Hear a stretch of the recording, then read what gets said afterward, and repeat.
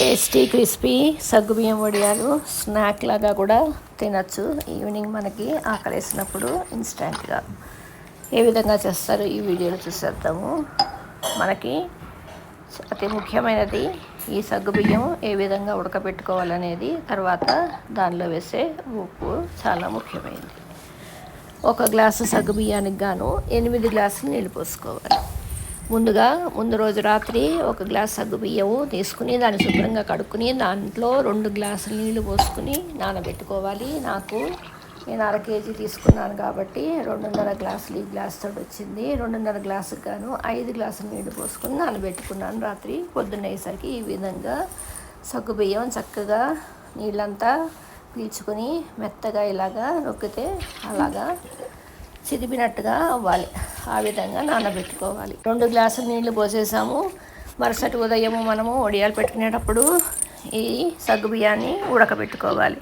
ఇది ఉడకబెట్టుకునేటప్పుడు 6 గ్లాసుల నీళ్లు పోసుకోవాలి. ముందు 2 పోసాము, ఇప్పుడు 6, అంటే టోటల్ 1 గ్లాస్ సగ్గుబియ్యానికి 8 గ్లాసులు నీళ్లు పోయాలి. ఇది లో మీడియం ఫ్లేమ్లో పెట్టుకుని మందపాటి గిన్నెలో కలుపుకుంటూ దీన్ని ఉడకబెట్టుకోవాలి. ఏమాత్రము మనము పుల్ పెట్టి కలపకుండా ఉంటే అడుగంటి మాడిపోయి మాడు వాసన వస్తాయి.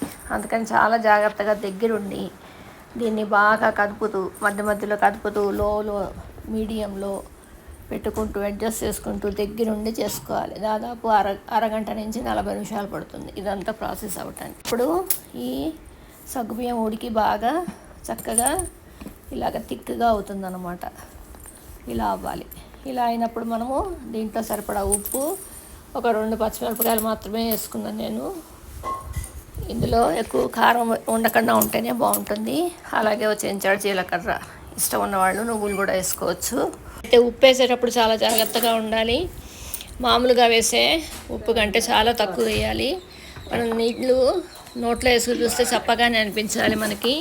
ఇది ఎండాక బాగా ఉప్పుగా అవుతాయి. అందుకని ఆ విషయంలో చాలా జాగ్రత్తగా ఉండాలి. ఉప్పు చూసుకుంటూ వేసుకోవాలి. బాగా చిక్కబడిన తర్వాత మనము స్టవ్ ఆఫ్ చేసేసుకోవాలి. స్టవ్ ఆఫ్ చేసాక కూడా మనం పక్కన పెడితే చల్లారేసరికి ఇంకొంచెం ఇది ఇంకా చిక్కబడుతుంది అన్నమాట.